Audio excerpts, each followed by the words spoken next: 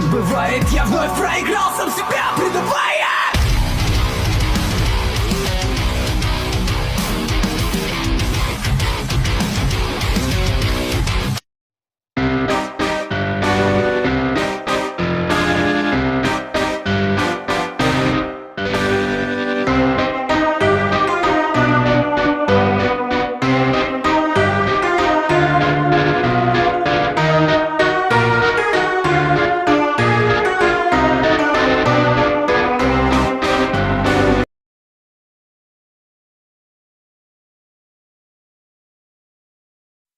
Assalamualaikum warahmatullahi wabarakatuh. Alhamdulillah, kita lanjut untuk pembahasan berikutnya, yaitu klien nomor 6602 yang Mbak Wira ulangi, klien nomor 6602. Di sini untuk terawangan masuk sudah dari kemarin siang ya. Namun ketika Mbak Wira cek malamnya itu terasa kosong, tanpa energi, tanpa khodam. Kemudian Mbak Wira menyampaikan kepada klien tersebut bahwa ini kosong mas, tanpa energi, tanpa khodam ya. Jadi kalau misalnya ada semacam mantra-mantra untuk mengaktifkan atau doa-doa untuk mengaktifkan, silakan dibaca dulu, kemudian bendanya difoto lagi, akan saya cek. Nah kemudian beliau mengatakan bahwa oh iya mbak, ada mantranya. Setelah itu dibacakan mantranya, difotokan lagi. Malam itu juga Mbak Wira dapat menangkap energi ya. Jadi dari karakter energi yang bisa Mbak Wira tangkap, di situ Mbak Wira menerjemahkan bahwa tuah utama pada benda tersebut lebih ke arah kerezekian serta kepekaan batin. Tapi kepekaan batinnya itu khusus. Kepekaan batinnya itu lebih ke arah untuk menarik hal yang sifatnya kerezekian. Jadi semacam misalnya pedagang begitu, dia akan peka kayak oh ini mau akhir pekan, biasanya penjualan meningkat sehingga stok harus saya tambahi supaya tidak kehabisan. Atau oh ini sibuk-sibuknya tanggal mendekati tua, nampaknya pembelian sedikit sehingga stok harus saya kurangi supaya tidak rugi, kayak gitu lah ya. Oh ini event libur panjang ya, sehingga orang banyak keluar kota, stok harus saya kurangi daripada nanti stok banyak tapi nggak habis akhirnya rugi, kayak gitu. Atau misalnya ada pengusaha barunya, oh ini ada peluang nih kayak gini karena tren masyarakat seperti ini, maka ini masih bisa nih jadi cuan kalau saya mau melakukan seperti ini, kayak gitu. Jadi kepekaan batinnya itu lebih ke arah kerezekian. Nah kemudian ya karena Mbak Wira perlu melakukan pengecekan lebih detail ya, lebih intensif, klien pada waktu itu sudah menjawab bahwa betul ya, cocok, memang tuannya lebih ke arah pengasihan dan kerezekian. Nah kemudian siang ini ya, tanggal 22 Agustus 2022 ya, jam 15 ya, Mbak Wira melakukan terawangan lagi. Oh ternyata terlihat ya untuk sosok khodam penghuni dari benda ini ya. Mungkin sudah ada percakapan antara pemilik dengan bendanya gitu ya, sehingga akhirnya khodamnya mau menampakkan diri. Loh bisa mbak seperti itu? Bisa. Mbak Wira sudah pernah mengeluarkan konten bahwa ada persiapan-persiapan khusus yang harus dilakukan ketika akan mensketsakan atau menerawangkan khodam Om Yang Jagat. Kenapa? Karena Om Yang Jagat itu dia merupakan tipe-tipe khodam yang malas ya untuk diterawang ataupun untuk disketsa, dan itu Mbak Wira tidak sekali dua kali tapi berkali-kali mendapati hal itu. Sehingga memang menurut petunjuk dari gurunya Mbak Wira perlu persiapan khusus kalau mau mensketsakan Om Yang, yaitu sediakan kembang setaman, kopi pahit, dan dupa gaharu. Kembang setamannya taruh di meja, kopi pahitnya taruh di meja, dupa gaharunya dinyalakan, kemudian panggil khodamnya untuk hadir, kemudian sampaikan bahwa Anda ingin mensketsa wujudnya ya, sehingga perintahkan supaya dia mau menampakkan diri, mau menunjukkan wujudnya kepada si pensketsa, kepada si penerawang, sehingga bisa digambar ya detailnya dengan jelas, sehingga Anda bisa lebih mengetahui karakter dia, lebih mengenal dengan baik dan lain sebagainya. Itu memang persiapan-persiapan seperti itu perlu ya. Pada beberapa khodam memang penting ya untuk dilakukan semacam itu, karena bagi khodam ya, bagi makhluk halus, diterawang itu sama seperti kalau manusia itu ditelanjangi, sehingga mereka pun enggan melakukan hal itu ya. Ini yang perlu diketahui bersama. Nah kita lanjut ke benda milik klien nomor 6602 ya. Sebelum melakukan terawangan, Mbak Wira sampaikan dulu bahwa Mbak Wira tidak tahu ini belinya di mana, harganya berapa, ataupun praktisi yang meritualkan siapa, sehingga tidak ada tendensi apapun ya dalam membaik-baikkan atau menjelek-jelekkan benda yang diterawang. Ini perlu Mbak Wira sampaikan berkali-kali supaya apa? Supaya pendengar yang awam itu tahu bahwa Mbak Wira menerawang apa adanya berdasarkan foto yang dikirim. Itu yang pertama. Kemudian yang kedua, Mbak Wira tidak menjual wafak. Ya, ini wafak, masuk kategori wafak. Mbak Wira tidak menjual wafak. Oleh karenanya Mbak Wira pun tidak ada unsur bersaing atau kompetitor karena menjual benda yang sama. Sehingga tidak ada unsur menjelek-jelekkan, menjatuhkan, ataupun membaik-baikkan, ataupun meninggi-ninggikan seseorang atau oknum tertentu. Ini yang perlu Mbak Wira sampaikan sekali lagi supaya pendengar semua tahu bahwa untuk terawangan ini ya benar-benar apa adanya, gitu ya.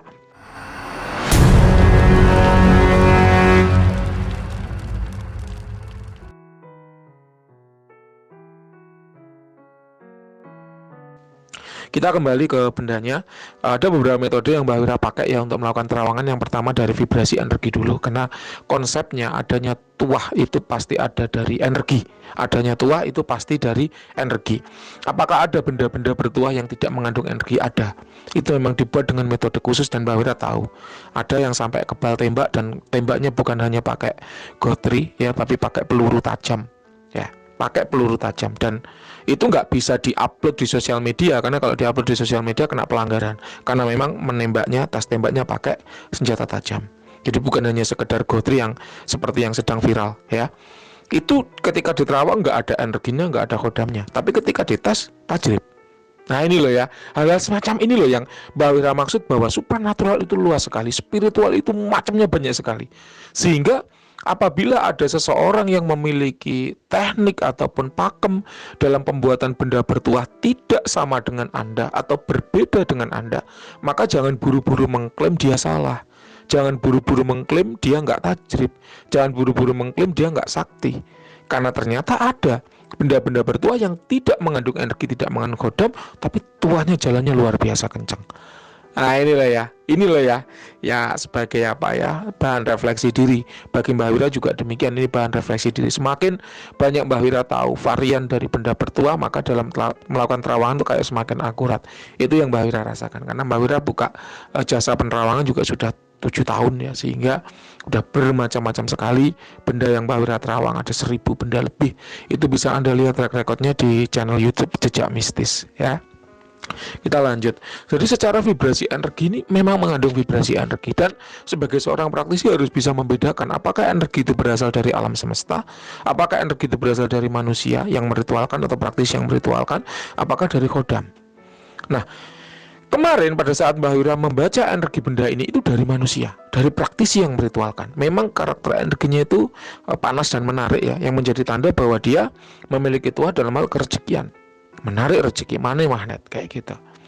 Nah siang ini Mbak Wira cek kembali, karena memang kemarin tuh Mbak Wira masih menunggu gitu ya, kayak semacam oke, saya cek lagi gitu, saya akan cek lagi karena kayak ada yang belum tuntas nih dalam benda ini kayak gitu. Ternyata siang ini Mbak Wira mendapati bahwa ini bendanya berkodam. Nah, jadi dengan metode visualisasi Mbak Wira mendapatkan sosok kodam penghuni benda ini. Ya ini insya Allah kalau Mbak Wira tidak salah berasal dari golongan jin marit. Ya, jin marit itu jin yang berwarna biru. Dia secara vibrasi energi halus sekali, tapi memang dia termasuk salah satu ras ya, jin tua yang ada di dunia. Kita kembali. Asal kodam yaitu dari luar Indonesia, masuk kategori jin daratan. Ini white, entitas aman tanpa dampak negatif. Usianya masih relatif muda, 1400 tahun.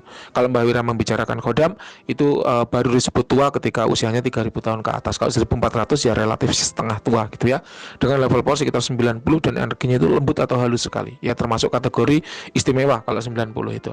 Penampakannya bagaimana? Secara penampakan Mbak Wira mendapat penampakan sosok laki-laki botak. Di tengah ada rambutnya jelarit gitu ya. Kemudian berwarna biru, seluruh kulitnya berwarna biru, termasuk matanya juga berwarna biru. Ya, ingat kalau kita bicara wujud kodam ya, kita tidak bicara bentuk.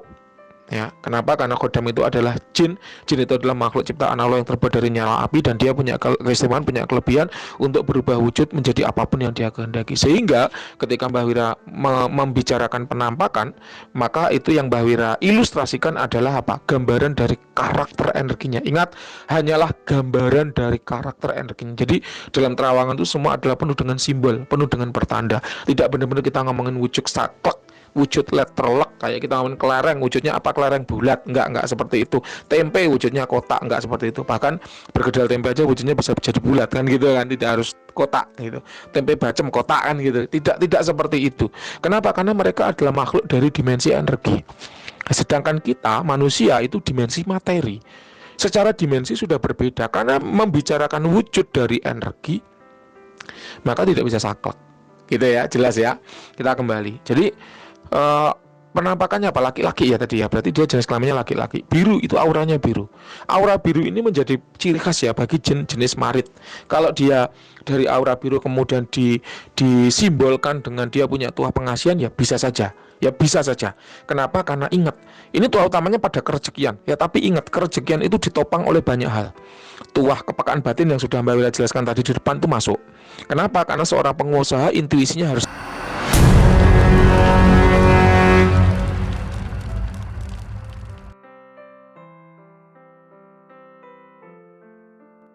ya.